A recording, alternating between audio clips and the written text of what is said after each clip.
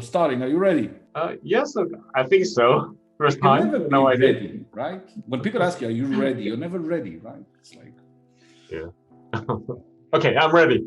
You're ready. So hello, everyone. How are you? Welcome back to another episode of the Europreneur podcast on YouTube, where I interview different EO member leaders from Europe. EO is the Entrepreneurs Organization, the leading entrepreneurs organization in the world with over 15,000 members. We have over 200 different chapters in cities in so many countries. And we thought it would be an interesting idea to bring some of our member leaders, people who volunteer, to bring this value, this amazing idea of what is EO to the rest of our members and give you a small insight about who we are and what we do.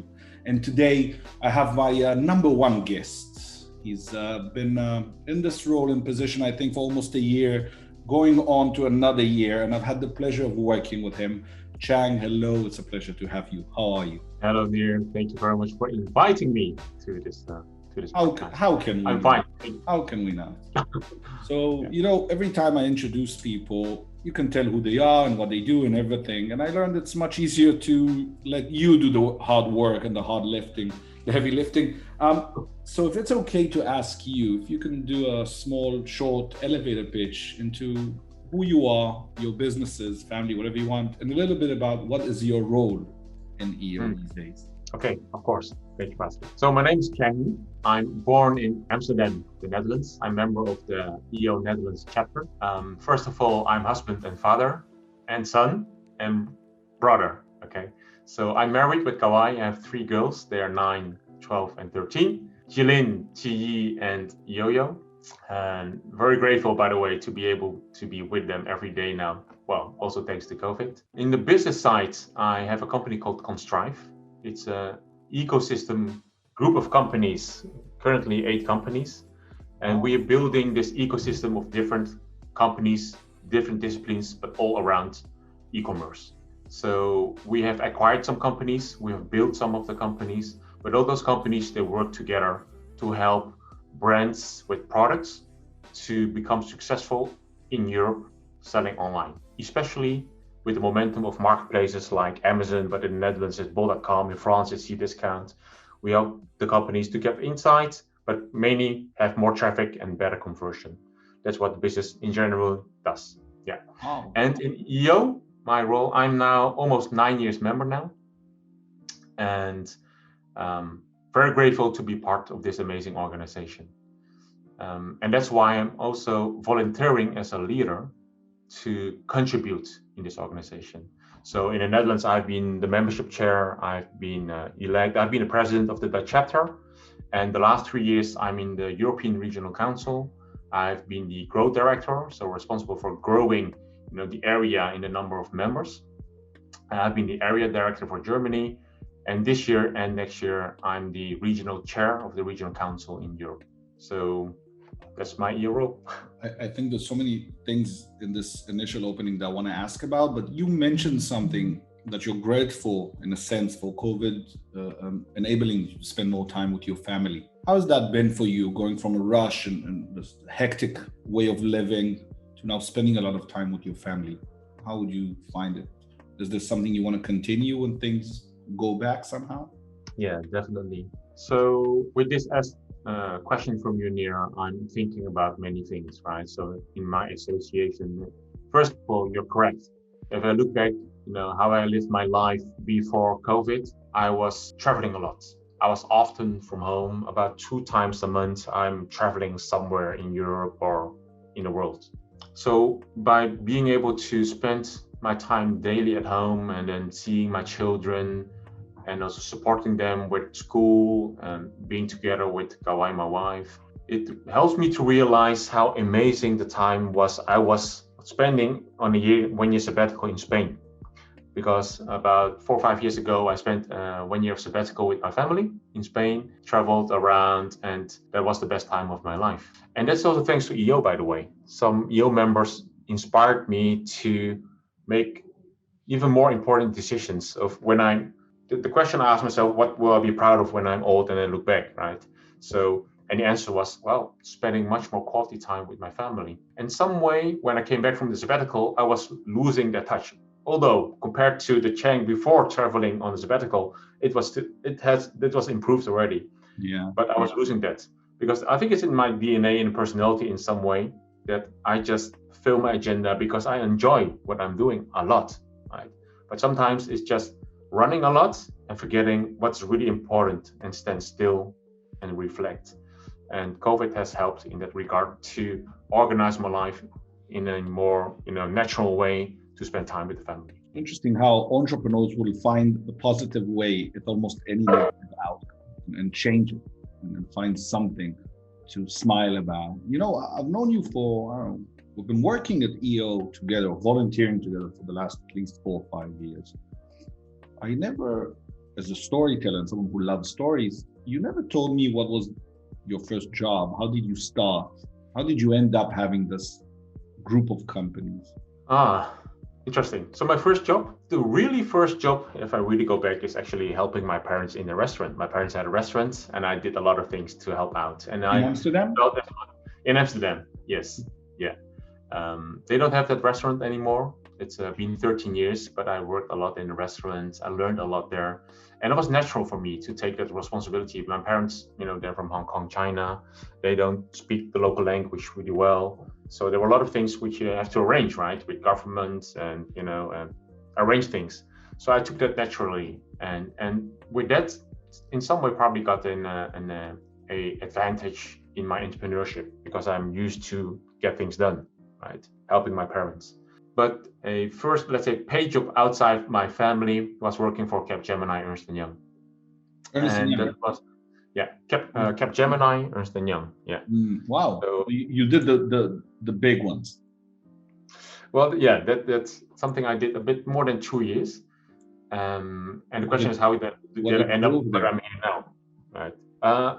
Actually, what I chose for is to learn about IT. So I went into what I at the time saw was that is 2000, when was that? 2000, I think around the year 2099, 2000. First of all, I always wanted to be an entrepreneur, okay? But I thought I want to learn more. So I have a financial economics background at Erasmus University in the Netherlands. And I thought, okay, I also want to have this IT background. I just want to understand what's going on in that world, okay? But at that time, I also want to understand and learn about mobile, right? Because at the time, the mobile industry, mobile phones and mobile internet, that was growing. And I saw that to become important, right? So I thought, let's go into IT, Capgemini, learn about programming. So I learned to program. So learn a bit about IT architecture, did some, JavaScript and, content management systems. So I learned about a certain way of thinking. And that's how I think. I think in, let's say, I call it a little bit messy in my head, but I think in blocks, okay? I think I need some general economics and business sense, and I need IT, and things will come together. That's how I think. And that brings me to later on, I started my own company. I started it while I was working there part-time. The first business is a wholesale business, selling mobile accessories to telecom and consumer electronic stores, right? So the mobile thing came back in a different way, but it came back. And the IT background helped me to develop certain services and software to make a difference in my industry, okay? And that's how I learned. I learned by looking, reading, talking to people, and then things come together, right, in the future. So making analogies. So what I did was creating a piece of software in my industry, which I learned from the FMCG industry. In the supermarket industry, FMCG industry, it was normal to have stock replenishment. And that's what I exactly created for my industry, right? But how you started business? What was the first? So you left, you decided, you always knew you wanted to be an entrepreneur. Amazing. What was the first business? And now you say you have 8 companies. What was the first? This was it? Starting to sell things? Yeah, so first business is a wholesale business. So at the time, Bluetooth headsets were very innovative, right? Not many people had such a product, right? Such an earpiece on your ear. And in 2002, and I was traveling around. My uncles, that's how I got inspired as well. One of my uncles was a very successful entrepreneur, right? He had even a stock listing, he had multiple businesses. And he inspired me to become an entrepreneur as well. Not that he told me, but just by looking at him and what he was doing, I thought, oh, that's fun. and mainly the idea of creating something yourself, building something from scratch. And so I traveled to Asia, and with his brother, I was doing some trade shows just to learn and experience. I like just trying new things. And there, during one of those trade shows, I saw a Bluetooth headset and thought, okay, this is innovative. Let's just try. So I signed a contract, borrowed money from my parents, and then just tried. So the first business was Bluetooth headsets distribution. And actually, we were successful to make it #1 headset in the Netherlands in 2-3 years time. And learned a lot, and from that we became a full wholesale company, and later on also built other businesses. I think it has a very big impact. Actually interesting. So as I told you, I love to take also things from other learnings. So actually a recent book I just finished is called The Triple Package, and that book is, I believe it's written by Amy Chua among others. She also wrote, the book about the Tiger Mom. So what's it about? The Triple Package actually talks about immigrants in the US and how come certain groups have become very successful. And one of those groups are actually the Chinese, okay? But there are other groups which are very successful. I have a Chinese background, so I realized this helped me to become, let's say, successful, right? But what is it about? It's about a certain culture of that we believe in ourselves in some way. But at the same time, probably immigrants, when you go to another country, out of necessity, right? My parents came here out of necessity for economic reasons. Going to another new place, there's also a lot of insecurity. In combination with the third, which is motivation, the preparedness to work really hard and delay your rewards towards the future. So invest now, so you can build a better future for your children and yourself. That combination, those three things, makes some cultures very successful, and I'm part of that. Yeah, so it definitely helped a lot. Yeah. You build the first company. How do you decide that you need to build another company? Is it because you have different partners, it's different industries? What makes you now have 8 companies? I'm a partner in 3, and I'm like, I think that's too much. Yeah. So I like having fun, right? I like trying new things. And what I have also learned is how can I challenge myself and how can I learn new things. And the reason I want to learn and grow, which is one of the core values in EO, right, is because I believe by learning and growing as a person, I'm able to make a much bigger impact. And that's ultimately what I want to do, right? I believe in, once I shared a story about the 7th generation smile with you, right? So it's about how can we make an impact for the future of the people, of humankind, right? And sometimes I forget that, right? I just run and just do my things. But sometimes also thanks to environments like EO, where I have amazing, inspiring people around me, I'm being helped to reflect, what am I doing? Why am I living today? What am I willing to do what I really want to achieve, right? For something which is much bigger than myself. So you started more companies to have fun or diversity? What led you to do so you have 5 companies. Does it come easy? Great, let's open another one. Or is it, or for example, you have a lean management platform where some managements are in all the companies. How does that exactly operate? I'm interested. So I'm not the, let's say, operations guy, right? You'll see in our team of cooperation, I really love ideation and long-term strategic vision. What is it really about, right? Getting back to the core, what is it really about? In building my businesses, there are a few things I want to achieve. First of all, I want to learn and grow myself, of course, but I want to also build this environment for people to learn and grow. Okay, so I'm applying a lot of best practices I learn in EO into my companies. So for example, we bring the leaders together. So we're building an environment, hopefully they can appreciate and see and grow themselves much faster. Because if all of us grow more, we'll be able to impact more, right? So that's an idea behind it. And of course also, because this world is built around the economic systems, right? So, and what do we need to make things happen, to create things? It's about resources, right? Where do we allocate our resources to create the impact we want to make? So, and if you talk about resource, it's about cash, it's about money, but also about human and human talent, right? So, and that is what I believe these structures and organizations are about. It's a way to cooperate and have resources together to create things.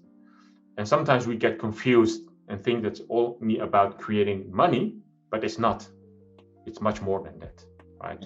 And I think often we have to remind ourselves about that. So for me, creating this ecosystem, this is just the beginning, right? It's 8 companies, but for me, it really is just the beginning, because in this ecosystem, I'll be able to make myself redundant more and more and more. I'll be challenged for myself to step up and take another role continuously. And with that, creating space for amazing talents and people I have in my organization, for them to grow and do something I'm doing now, or maybe reinvent the role I'm doing now as well, right? And thereby creating a big pool of hopefully really inspired people and conscious people who want to make an impact. I completely agree. I think, if today you find, I don't know, let's look at my business. If I find 2 or 3 more talented people, I think we can double. It's about finding the right people. Money you can always find.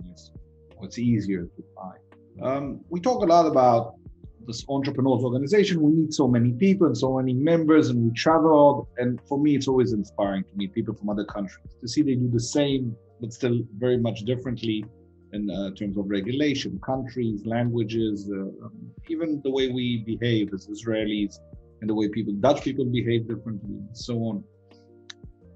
When young people want to now look at building a new business, can you share maybe 1 or 2 key lessons you've learned along the way in your first business?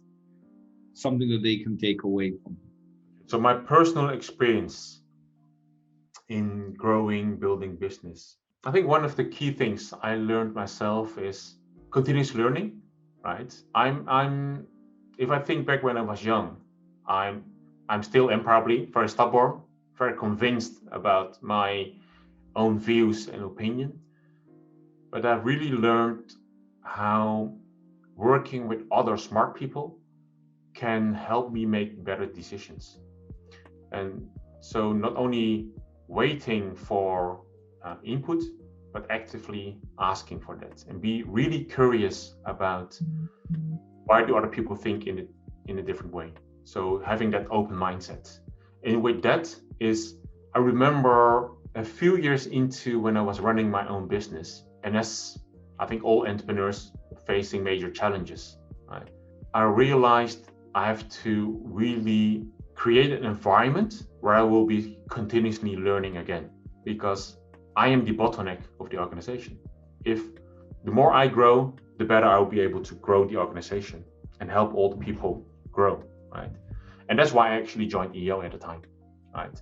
I started to read a lot, and in one of the books, which is a book by Vern Harnish, he mentions the Entrepreneurs Organization, and that's why I decided to join, because then I still remember that thought. As long as I remain a member of the EO organization, I will keep on having environments of people around me who can, challenge me, inspire me, but also I will be continuously learning.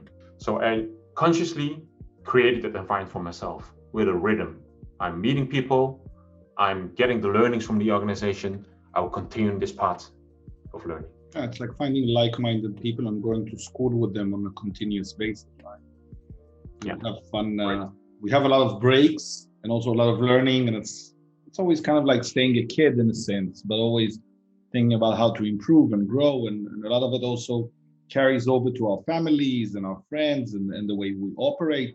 And you always volunteered, or most of your time now is being not just a member, but also volunteering. And you're the regional chair, which means you're kind of the head leader of what we call the European region of EO. We're about 1,500 members, right? From 23 different cities. Yeah, and plus a few hundred accelerators, correct. Yeah, over 650, I think, accelerators. and we range anywhere from London and Dublin all the way to Moscow, going through five chapters: Correct. Germany, Spain, Italy, and so many more. Israel, Greece, Holland. So you are the president of the biggest chapter. The Dutch chapter is the biggest with 200 plus members. How do you feel about this, leading people who are entrepreneurs themselves? You can't boss them around. You need to, right? You need to inspire them all the time. How do you find this role over the last, let's say, year or so? I've learned a lot. Let me stress that again. So I'm honored and grateful that I can have this role. And actually, all the leadership roles I've been able to, take in EO. And what I can share about is, it helped me to grow a lot as a person. And yes, you're correct. I cannot boss them around, but it's also not my leadership style. I have learned in this journey that it's about having the right conversations, right? And a lot of people in their fields know a lot more. And I also shared by having those conversations, we can make better decisions, right? But what I also learned in EO is to stand still and be grateful.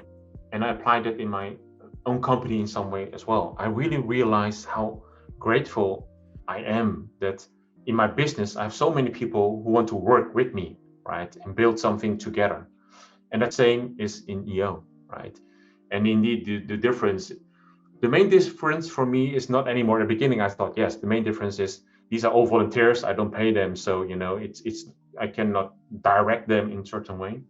I think the more important difference compared to business or EO leadership is that in EO, all volunteering leaders are entrepreneurs. It's a certain DNA, right?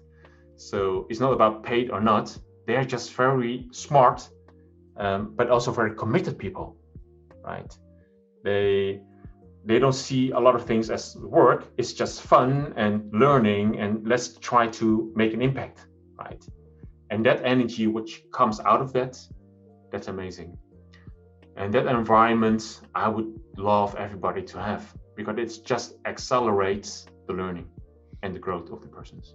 I can share my experience, and then I would love to dive into 2020 with you. But I think March 2020 was a great reminder of it is what it is. We went into speculation about our businesses. Are we going to lose money? Are we going to close? What's going to happen?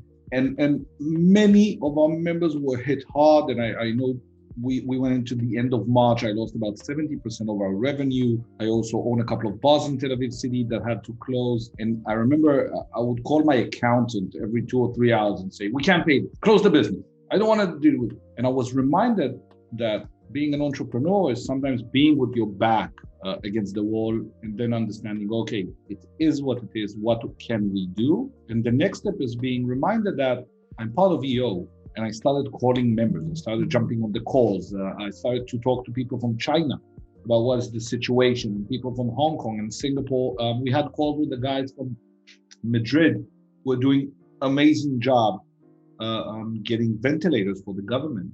And all of a sudden, you realize that everyone is suffering in a situation. Also, everyone is finding the opportunity together to learn and grow. And some EO members here helped me save a lot of money by calling, asking for their help, learning from their experiences. Going back to 2020, and you're just like easing into your role, right? And you're about to get into the position of being the regional chair. And then this happens. Were you at a certain point saying, oh, why do I need this? I'm out. Or was it always like, let's go? Yeah, the latter one for sure. Okay. And at the same time, I have to say that I was one of those entrepreneurs with my back to the wall in March.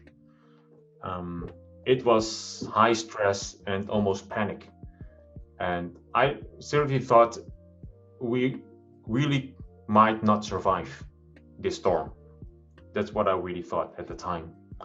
One of our main businesses, which is still a very important part of this group of companies, was so hard hit, while a lot of cash was tied in, and complex story, but I thought my whole group could be dragged down because of that. That was the panic situation. So I really had to step back in become much more active and together with the team to turn it around. But back to EO, at the same time as well, I felt I gave a commitment and I'm going to stick to it. There was no doubt about it. And more than that, I felt the responsibility, knowing that a lot of entrepreneurs are hit and just do not know what has to be done, right? Same for myself at the situation. But at the same time, also know that in this situation, this is the right group to be in, right? Because like you said, there's so much knowledge and so much preparedness of this tribe, let's say, to help each other out. And because we're in Europe, so we are in the second wave at a time. So indeed, a lot of learnings from China, and that's why I think the team did an amazing job by organizing learning sessions with countries which were more advanced in that wave. It's China, but it was also Italy at the time, right? And especially the Italian chapter and the members sharing at the time helped a lot of members in other chapters, I remember, to realize how serious this is and how to prepare themselves for what's already happening at the time, including myself. And I shared it with my group and my employees as well. So no doubt at the time at all. It was very clear. It's not only my responsibility and my duty. I just had to do it. Very clear. Yeah. First of all, I appreciate that. And I think you've done an amazing job over the last year, which has definitely been, I think, the hardest. Like EO has always been so positive and growing and scaling and everything. And then all of a sudden hearing about members who've been hit hard. And I think also the fund that EO has created to help some of these members. And I think that is important. And, I remember we went on one of the calls in March or with Asian chapters, I think it was Shanghai and Hong Kong. Some of the members said there that they don't think that restaurants will open the same way. People should go into plastic or wooden cutlery, only takeaway. They should do less meat because it saves money and so on and so forth. And they did this. And I remember I was writing everything they said. And I sent it here in Israel to the organization of restaurateurs. Some of them replied, don't worry, in 2 weeks it's done. I told them, they said it's not going to be done for a long time. And I remember, I love the fact that I had an experience share from someone else. And it wasn't my opinion. And they didn't give me advice. They told me, this is what it is. This is what we think will happen. This is what we're doing. And if it suits you, you can use that as well. And I think that goes back to even under the stress, the situation is really bad. People are still not giving advice, but variously sharing experiences, which is something I love within EO, and hopefully take us to the next step. How do you see EO? What do you think should be in Europe? How do you imagine EO in 5 years within Europe? So 5 years from now, let me first of all stress that we have so many amazing members and member leaders in the organization. People like yourself, Neil, right?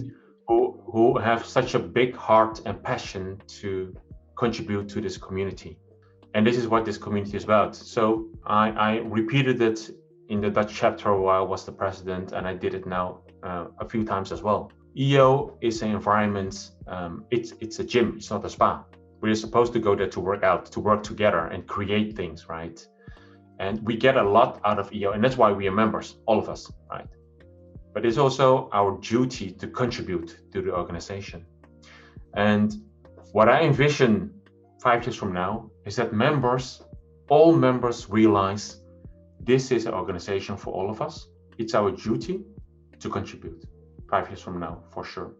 And with that, it means that the community will grow much larger all over Europe. We'll have many, many more members who want to join, entrepreneurs who join this organization. So we'll be much larger. And because of the energy and the how to say that everybody really just know, I get a lot, but I also give a lot. With that, for all the members, this community will be so much stronger. So this is what I see 5 years from now. I agree completely. One of the reasons why I'm doing these podcasts now on the YouTube channel, and I'm volunteering my time, and then we are doing this, it's my weekend. over here. And a big part of it is because I envision a situation where young entrepreneurs raise money or build a certain business, gets to the 1 million revenue mark, and they know they want to join EO. And the reason for that, because I know the impact it had on my business, on my life, on the way I read, on the way I educate my team, on the things I want to achieve in life, or as you said, the way you want to spend time with your family and help other employees, right, grow, scale, and so on. And I think we have also a responsibility as EO member leaders to share that. And I know some people call it the gift of EO. And I think if I do this and a couple of people join, amazing. It doesn't reward in terms of money, but gratitude that other people will enjoy what we have now. And that's why I'm doing this.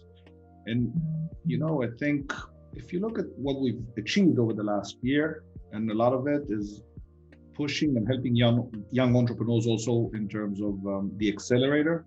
Could you elaborate a little bit about that? I know you know a lot and you've been involved. So what is the program and why people should listen, join?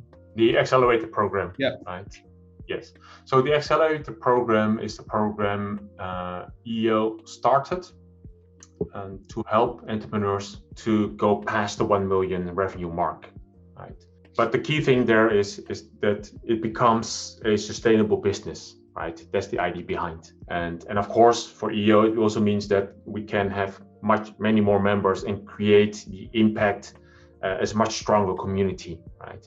But the program is designed for entrepreneurs starting at 250,000 revenue, US, Euro, depends of course on the country where you're in. And when you join the program, you will get guidance and mentorship and a really good program about important aspects to grow the business. So the Accelerate program is much more around focus on growing the business, whilst EO is about the entrepreneur, right? So in the Accelerate program, there will be fixed learning days, for example, right? About strategy, execution, people, cash. Those are the important things which are also mentioned by, the book written by Vern Harnish, the Scaling Up book, Rockefeller Habits, etc. So that's the Accelerator program. Interesting. 2021, you meet a young 20-something entrepreneur, male, female. They ask you about opening a business. Do you say, now, of course, this is a year of opportunity? Or do you tell them, wait a while? Always go for it, right? If you're passionate for it, the time doesn't matter. There will always be opportunities. I think it's more, where do you want to focus on, right? Opportunities are boundless. So definitely, if a young person thinks, I want to start my own business, definitely, I'm very passionate, because entrepreneurs, they make the impact. They can create so many things. The DNA, the passion, the energy, that makes a difference. So absolutely go for it. And also in EO, we are not there yet, but many people within EO also think, how can we really help more these startups and the startup founders more? Right? We also have this GSCA program, right? This is for student entrepreneurs, right? But besides the students, the startup community is even bigger. So EO is about two main things, right? If you talk about the vision and mission. So it's about, engaging leading entrepreneurs to learn and grow, right? That is one of the things, learning and growing together. And the other thing is to create this community, right? To drive major impact, right? Become the world's, but we say to become the world's most influential community of entrepreneurs, right? Sometimes people will say influential has this negative connotation. For me, I translate it into impact, the world's most impactful community of entrepreneurs. Which aligns, by the way, with part of my vision. I want to get to the point where every university or college in Europe knows who we are, whether if we come as guest speakers, whether if young entrepreneurs or aspiring students with ideas of businesses come to us, or if they know that once they scale up to 2005, quarter of a mil, or if they come to the million and they want to talk to us, if it means something to be part, right? If you go in and you say, I'm an EO member, people say, really? Wow, that's the badge of honor, which I think is amazing. Another question I have for you. In a couple of years' time, you have 3 daughters, if I'm not mistaken. Correct. Yes. And your eldest comes to you and says, Daddy, I need some money. I have an idea for a business. How would you feel as a father? I will be very proud. And I think the chance is quite big that it will happen, to be honest. The oldest one asks questions once in a while about entrepreneurship. Absolutely, I'll be very proud of it. And this is also, I think I told some friends in EO, maybe also outside of EO, and also I had this discussion with my wife, Kawai. EO is a community I'm so proud of. I know the value of it, right? So I would love to see my children become a member of EO in the future, right? Because knowing it's not only about daddy who can support them, right? It's more about what is the environment they create around themselves to learn and grow as a person and become a successful entrepreneur. That's number 2, right? Yeah. Knowing what we have with EO, So back to your question, yes, I will be very proud and I will be very happy for them if they are able to join EO later on. Amazing. And I think it also falls onto at least 2 different categories of us trying to promote more women entrepreneurs to join and also young people to join. So 3 more, right? Yeah, so it's amazing.